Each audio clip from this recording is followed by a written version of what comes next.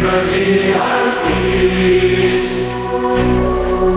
Join Karen Kirovakan Magee, a visionary leader in the global spiritual community, and she hosts the virtual church summit, a transformative gathering to renew faith, strengthen unity, and embrace the love of God.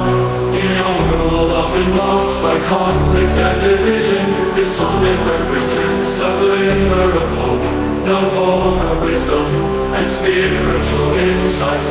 Karen Kirovakan Magee calls people from all walks of life to unite in the pursuit of divine truth. Peace and freedom from deceptive teachings. Together we will explore the eternal light of faith and the healing power